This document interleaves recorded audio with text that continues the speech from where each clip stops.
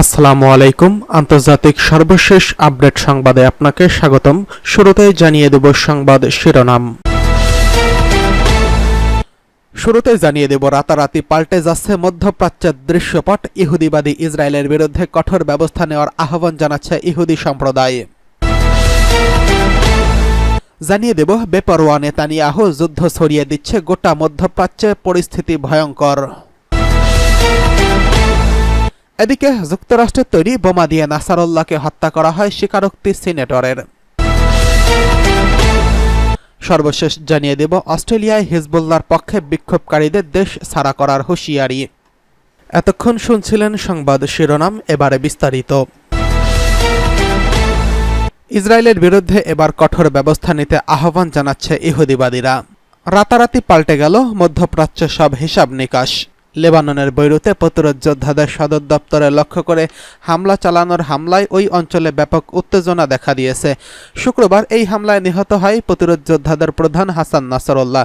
ইসরায়েলে একসময় এসে ত্রাস হয়ে ওঠা নাসরুল্লাহকে হত্যার দীর্ঘদিন ধরেই পরিকল্পনা করছিল তেল আবিব।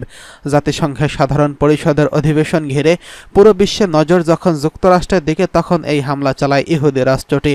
আবাসিক একটি ভবনের নিচে আন্ডারগ্রাউন্ডে সদর দপ্তরে বানিয়েছিল লেবাননের প্রতিরোধ যোদ্ধারা, কিন্তু ভয়ঙ্কর বাংকার ব্লাস্টার বোমা ফেলে সেই সদর দপ্তর গুড়িয়ে দেয় ইসরায়েল। প্রতিরোধ যোদ্ধাদের গোপন একটি মিটিং চলাকালে এমন হামলা চালায়। পালানোর সুযোগ পায়নি নাসরুল্লাহ, তাই সেখানেই মারা যান তিনি। নাসরুল্লাহ হত্যার এই মিশনে বেসামরিক ব্যক্তিরা নিহত হয়েছেন, এই নিয়ে বিশ্বজুড়ে উঠছে নিন্দার ঝড়। তবে পরম মিত্র যুক্তরাষ্ট্র বরাবরের মতো এবারও ইসরায়েলের পাশে দাঁড়িয়েছে। সরকার পতনের আন্দোলন আর গাজা থেকে ইসরায়েলি জিম্মিদের ফিরিয়ে আনা নিয়ে দেশের ভেতরে ব্যাপক চাপে ছিলেন নেতানিয়াহু। সেই ইস্যুর সমাধান না করে জাতিসংঘে হঠাৎ করে শুক্রবার হাজির হয়ে সিরিয়া, ইরাক ও ইরানকে মধ্যপ্রাচ্যের অভিশাপ বলে মন্তব্য করেছেন। গেল এক দশকেরও বেশি সময় ধরে সিরিয়া ও ইরাকের রাজনৈতিক শূন্যতা তৈরি হয়। ধীরে ধীরে নিজের বলয় গড়েছে ইরান, সেই বলয় ভাঙতেই এখন মরিয়া ইসরায়েল। তবে গাজায় ইসরায়েলি আগ্রাসনের শুরুর পর থেকেই তেল আবিবের সবচেয়ে বড় মাথা ব্যথার কারণ হয়ে ওঠে লেবাননের প্রতিরোধ যোদ্ধারা। বিশেষ করে ইসরায়েলের দক্ষিণাঞ্চলীয় সীমান্ত দিয়ে গেল 11 মাস ধরে প্রায় প্রতিদিনই রকেট ছুড়ছে তারা। আর তাই মোক্ষম সুযোগ পেয়ে প্রতিরোধ যোদ্ধাদের নেতাকে লক্ষ্য করে হামলা চালায় ইসরায়েল। ইসমাইল হানিয়া হত্যার পর নাসরুল্লাহকে দৃশ্যপট থেকে সরিয়ে দিয়ে ইরানকে সরাসরি বার্তা দিল দেশটি। আর তাই চটে গেছে ইরানের ইহুদিরাও। নাসরুল্লাহ এই হত্যাকাণ্ড মেনে নিতে পারেনি তারা। এই ঘটনার পর ইসরায়েলের বিরুদ্ধে ব্যবস্থা নিতে জাতিসংঘের প্রতি আহ্বান জানিয়েছেন ইরানের ইহুদি আইন প্রণেতা হোমাউন শামেহ। ইরানের বার্তা সংস্থা ইসানাকে দেওয়া এক সাক্ষাৎকারে তিনি ইসরায়েলের ইহুদিবাদী শাসক গোষ্ঠীকে অপরাধী হিসেবে বর্ণনা করছেন। ইসরায়েল থেকে প্রকাশিত দৈনিক ওয়াইনেট নিউজ তাদের নিউজ পোর্টালে এক প্রতিবেদনে এই তথ্য জানিয়েছেন। নাসরুল্লাহকে হত্যা করতে গিয়ে বেসামরিক ব্যক্তিদের নির্বিচারে টার্গেট করা হয় বলে অভিযোগ করেন ইহুদি এই আইন প্রণেতা। আবাসিক ভবনে চালানো এসব হামলার জন্য শুধু মুখে প্রতিবাদ না করে সুনির্দিষ্ট পদক্ষেপে আন্তর্জাতিক সম্প্রদায়ের প্রতি আহ্বান জানান শামেহ। তবে শামেহ শুধু একা নন। নাসরুল্লাহ নিহত হওয়ার ঘটনায় ইস্পাহান এবং তেহরানে ইহুদি সম্প্রদায়ের এক যৌথ বিবৃতিতে শোক প্রকাশ করা হয়েছে। জায়নবাদী রেজিমের নির্মম হত্যাকাণ্ডের মাধ্যমে নাসরুল্লাহকে হত্যা করা হয়েছে বলে জানানো হয়েছে। এদিকে বেপরোয়া নেতানিয়াহু যুদ্ধ ছড়িয়ে দিচ্ছে গোটা মধ্যপ্রাচ্যে। গোটা মধ্যপ্রাচ্যকে একাই অশান্ত করে রেখেছেন ইসরায়েলি প্রধানমন্ত্রী নেতানিয়াহু। 1 বছরেরও বেশি সময় ধরে ধ্বংসলীলা চালিয়ে যাচ্ছে গাজায়। সেই রক্তপিপাসা মেটার আগেই তারা মাটির সাথে মিশিয়ে দিতে চাইছেন আরেক দেশ লেবাননকে। সেখানে দিনে রাতে ফেলা হচ্ছে টনকে টন বোমা, চোখের পলকেই গুড়িয়ে দেওয়া হচ্ছে আকাশচুম্বী সব ভবন। একযোগে গাজা ও লেবাননে হামলা চালিয়ে ক্ষান্ত হয়নি নেতানিয়াহু। হায়নার মতো চোখ পড়েছে আরেক মুসলিম দেশ ইয়েমেনেও। সেখানেও বিমান হামলা চালাচ্ছেন তিনি। যুদ্ধবাজ এই নেতানিয়াহুকে কোনোভাবেই দমাতে পারছে না বিশ্ব নেতারা। আর এই বেপরোয়া আচরণের কাছে খেই হারিয়ে ফেলছেন বিশ্বের ভাগা ভাগা সব নেতা। কাউকেই তোয়াক্কা করছে না নেতানিয়াহু, এমনকি খোদ জাতিসংঘের মোমের পুতুলের ভূমিকায় রয়েছেন। সামরিক বিশেষজ্ঞরা বলছেন দেশে দেশে এমন অশান্ত পরিস্থিতি তৈরির মাস্টারমাইন্ড হচ্ছে আমেরিকা। তাদের পাঠানো অস্ত্র এবং নির্বিচারে বোমা ফেলা হচ্ছে আবাসিক এলাকাগুলোতে। যদিও ইসরায়েলি বাহিনী বলছে তারা সশস্ত্র গোষ্ঠী হুতি আর হিজবুল্লাহর অবস্থান লক্ষ্য করেই কেবল বোমা হামলা চালাচ্ছে। তেল আবিবের এমন হামলায় অবশ্য এখনও মুখ খোলেনি সৌদি আরবের মতো ক্ষমতাধর দেশ, মুসলিম দেশ। অনেকেই আক্ষেপ করে বলছেন গাজা, লেবানন, ইয়েমেনের মুসলিমদের কান্না পৌঁছাচ্ছে না সৌদি আরবের কানে। শুধু সৌদি নয়, কুয়েত, কাতার, ওমান, এমনকি সংযুক্ত আরব আমিরাতও তেমন আওয়াজ তুলছে না ইসরায়েলি বাহিনীদের বিরুদ্ধে। গত 7ই অক্টোবর গোটা বিশ্বকে অবাক করে দিয়ে ইসরায়েলে নজিরবিহীন হামলা চালায় গাজায় স্বাধীনতাকামী সংগঠন হামাস। তাদের হয়ে যুদ্ধে ঝাঁপিয়ে পড়ে লেবানন এবং ইয়েমেনের সশস্ত্র গোষ্ঠীও।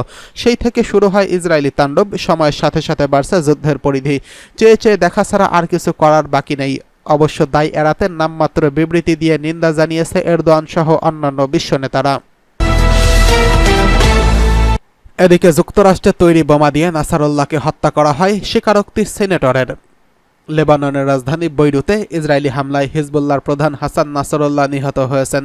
এই হামলায় যুক্তরাষ্ট্রের তৈরি গাইডেড বোমা বিষয়টি নিশ্চিত করেছেন এক মার্কিন সিনেটর।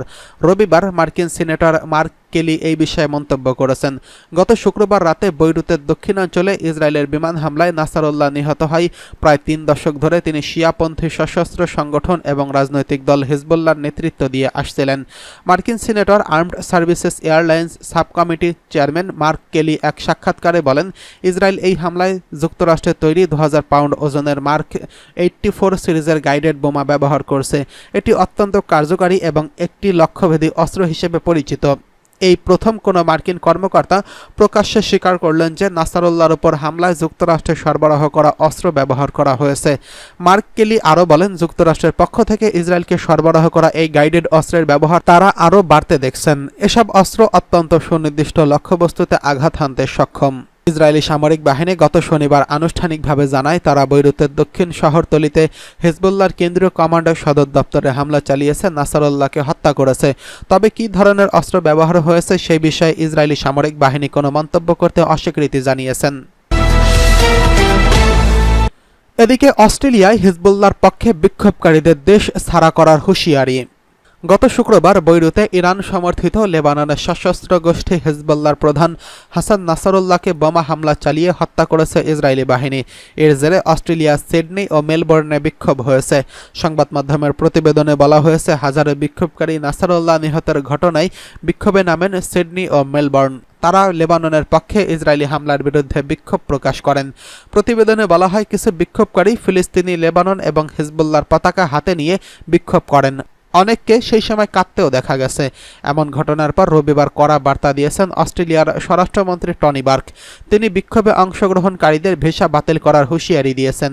এই ঘটনায় দেশটির বিরোধী নেতা পিটার টুটন বলেছেন, আমরা এক অনিশ্চিত সময়ের মধ্যে চলে যাচ্ছি। টনি বার্ককে এক হাত দিয়ে এই নেতা বলেন, এই সরকার বেশি কথা বলছে কিন্তু তেমন কোনো পদক্ষেপ নিচ্ছে না। সিডনি, মেলবোর্নে বিক্ষোভ নিয়ে পিটার বলছেন, ইহুদি কমিউনিটিতে বসবাস করত লোকেরা ভয়ের মধ্যে আছেন। একজন সন্ত্রাসী নেতার মহামান্বিত হওয়ার ব্যাপারে চরম ক্ষোভ রয়েছে বলে উল্লেখ করেন পিটার। তিনি বলেছেন, এটি অস্ট্রেলিয়ার আইনের পরিপন্থী।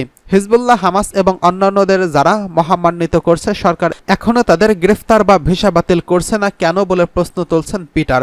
তিনি বলেছেন, আমাদের দেশে এমন লোকের কোনো জায়গা নেই। উল্লেখ্য, অস্ট্রেলিয়ায় হিজবুল্লাহ ও হামাস তালিকাভুক্ত সন্ত্রাসী সংগঠন হিসেবে পরিচিত।